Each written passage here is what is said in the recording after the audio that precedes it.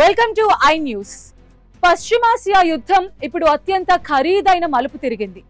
Iran వైమానిక దాడులను అడ్డుకుంటున్నామని America, Israel చెబుతున్నా తెర వెనుక ఇరాన్ ఒక ప్రమాదకరమైన ఎత్తుగడ వేసింది.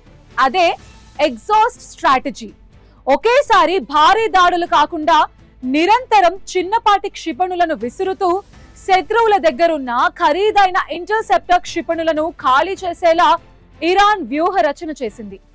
అగ్రరాజ్యాన్ని ఆందోళనలో నెట్టేస్తున్న ఈ క్షిపణి యుద్ధం వివరాలు ఇప్పుడు స్పెషల్ స్టోరీలో చూద్దాం.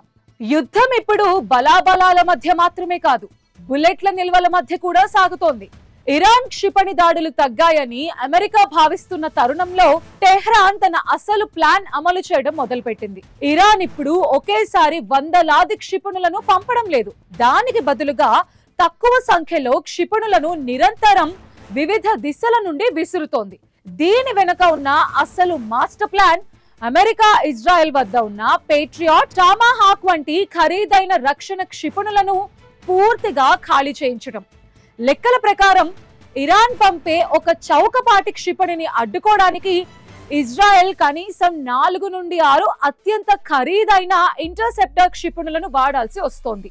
యుద్ధ రంగంలో ప్రస్తుతం అమెరికా వద్ద కేవలం 600 నుండి 800 పేట్రియాట్ క్షిపణులు మాత్రమే అందుబాటులో ఉన్నాయి. ఇరాన్ గనుక ఇదే తరహాలో తన దాడులను మరో వారం కొనసాగిస్తే అమెరికా, ఇజ్రాయెల్ వద్ద రక్షణ క్షిపణులు పూర్తిగా నిండుకునే ప్రమాదం ఉంది. అంటే ఆ తర్వాత ఇరాన్ విసిరే ఒక్క క్షిపణిని కూడా అడ్డుకునే శక్తి ఇజ్రాయెల్ కి ఉండదు. మరోవైపు ఇరాన్ తన పర్వతాల లోతులో ఉన్న రహస్య క్షిపణి భాండాగారాలను ఇంకా పూర్తిగా వాడనే లేదు. అక్కడికి అమెరికా బాంబర్స్ చేరటం అసాధ్యం.